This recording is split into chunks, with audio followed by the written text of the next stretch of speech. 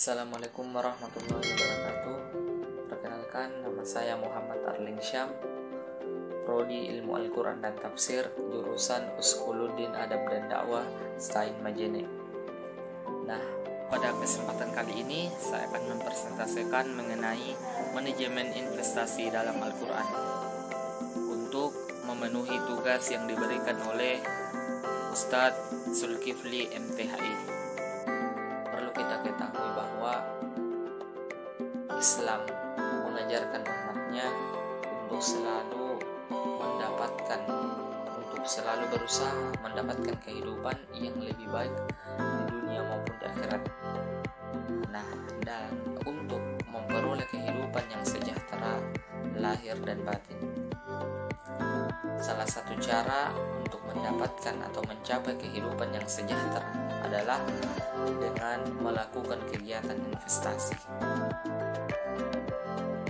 Nah, adapun yang akan kita bahas dalam manajemen investasi, yang pertama itu mengenai pengertian, kemudian yang kedua yaitu landasan dalam Al-Quran mengenai investasi, kemudian yang ketiga jenis-jenis investasi, kemudian yang keempat tujuan dan manfaat investasi.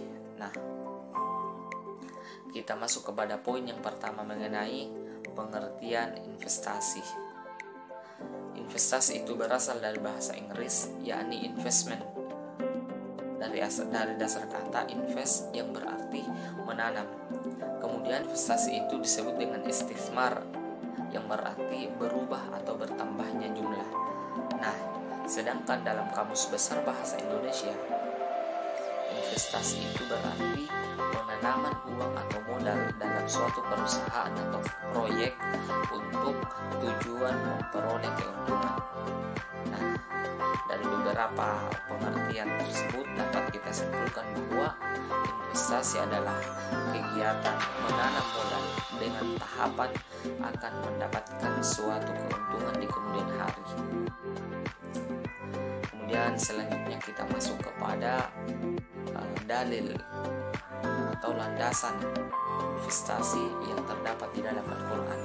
Surah Al-Baqarah ayat 261. Allah Subhanahu wa taala berfirman, "Matsalul ladzina yunfikuna amwalahum fi sabilillahi kamatsali habbatin ambatat sab'a sanabila fi kulli sumbulatin mi'atu habbah wallahu yudha'ifu liman yasha wallahu wasi'un alim." Yang artinya, perumpamaan orang yang menginfakkan hartanya di jalan Allah seperti sebutir biji yang menumbuhkan 7 tangkai. Pada setiap tangkai ada 100 biji. Allah melipat gandakan bagi siapa yang Dia kehendaki, dan Allah Maha Luas, Maha Mengetahui.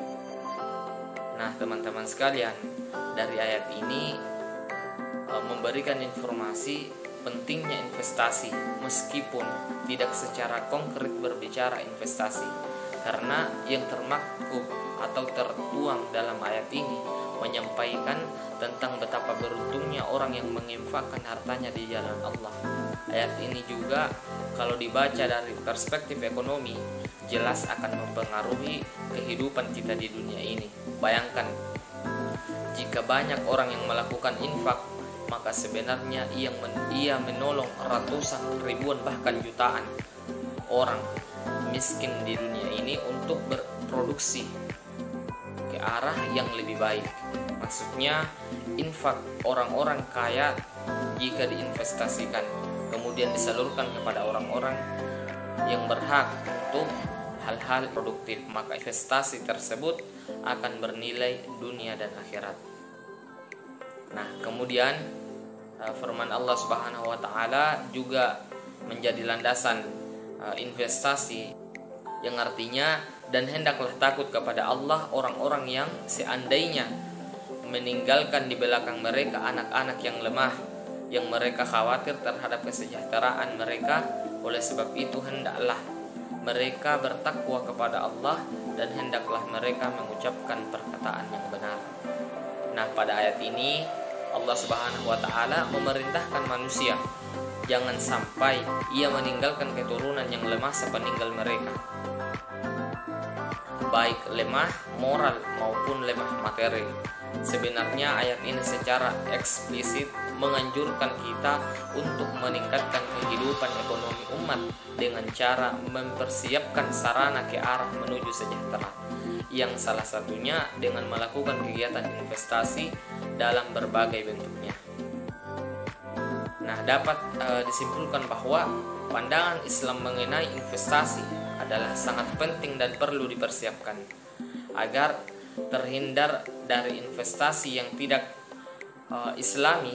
Maka setiap diri harus mengetahui etika bisnis dalam berinvestasi, karena ketidaktahuan atau minimnya pengetahuan tentang investasi dalam Islam terkadang membuat orang asal saja dalam menginvestasikan hartanya dan terkadang jatuh dalam perbuatan yang melanggar syariat karena iming-iming keberuntungan yang besar.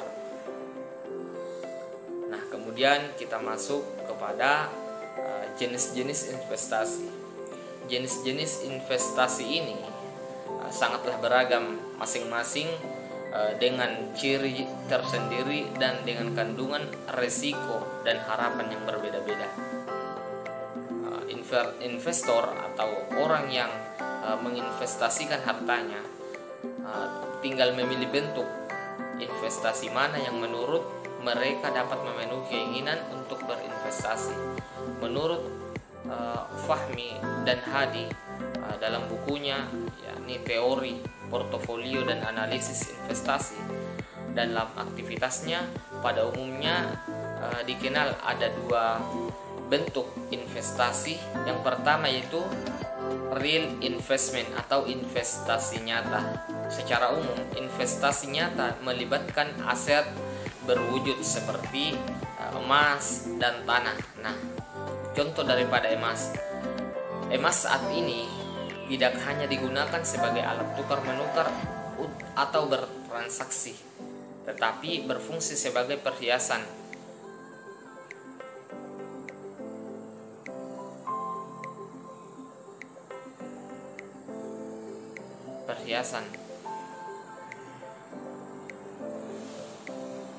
Emas saat ini tidak hanya digunakan sebagai alat tukar menukar atau bertransaksi, tetapi berfungsi sebagai perhiasan.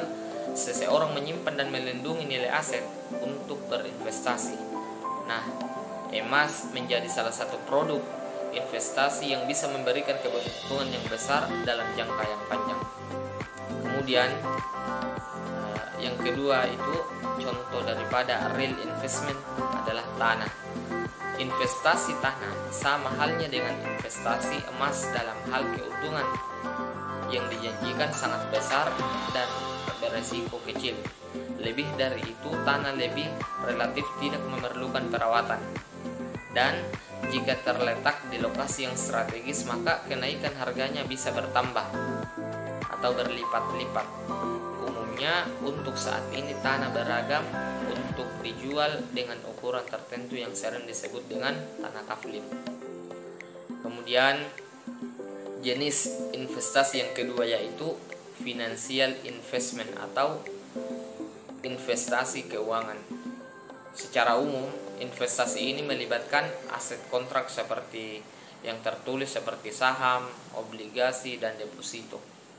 Nah, contoh salah satu daripada financial investment yang pertama yaitu saham dapat didefinisikan sebagai tanda penyertaan atau kepemilikan investor individual atau investor institusional atau trader atas investasi mereka atau sejumlah dana yang diinvestasikan dalam suatu perusahaan. Menurut Coitin, saham adalah kertas yang dicetak bagus yang membuktikan bahwa pemegangnya turut serta atau berpartisipasi dalam modal suatu perusahaan, biasanya suatu perseroan terbatas atau PT.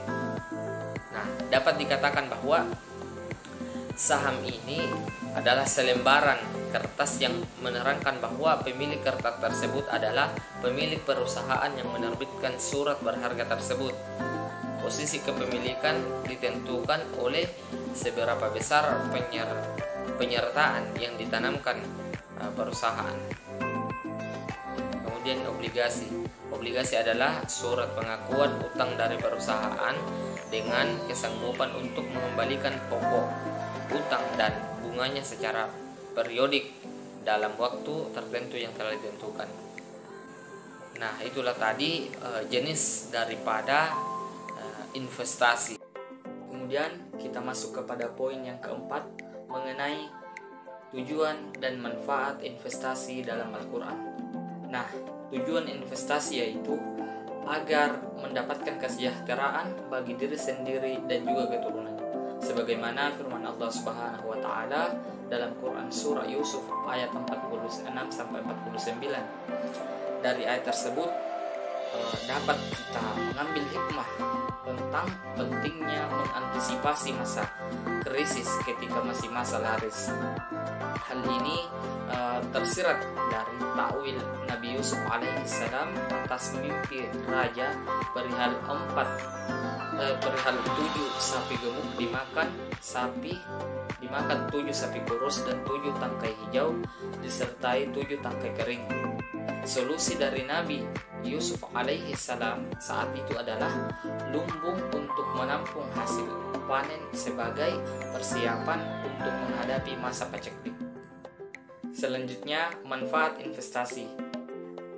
Adapun manfaat investasi yaitu mempunyai penghasilan jangka panjang, bisa mengungguli inflasi serta memberikan sebuah penghasilan yang tetap. Kemudian dapat menyesuaikan dengan suatu perubahan kebutuhan. Sebagaimana dalam firman Allah Subhanahu wa taala Quran surah Al-Baqarah ayat 273 yang artinya, untuk orang-orang fakir yang telah terikat pada jalan Allah dan tidak sanggup lagi berusaha di bumi, bisa engkau oleh orang-orang yang tidak tahu bahwa mereka adalah orang-orang yang kaya dari sangat menahan diri, dan engkau akan dapat mengenal mereka dengan tanda mereka tidak meminta-minta kepada manusia atau memaksa-maksa, maka apapun kekayaan yang kamu belanjakan sesungguhnya Allah amatlah sangat mengetahuinya. Nah, itulah tadi mengenai tujuan dan manfaat investasi dalam Al-Quran. Mudah-mudahan ini dapat menjadi sebuah pandangan atau semangat bagi umat Islam untuk melakukan investasi. Nah, itulah yang dapat saya sampaikan. Mudah-mudahan dapat bermanfaat bagi teman-teman sekalian dan juga bagi pribadi sendiri. Akhirul kalam, assalamualaikum warahmatullahi wabarakatuh.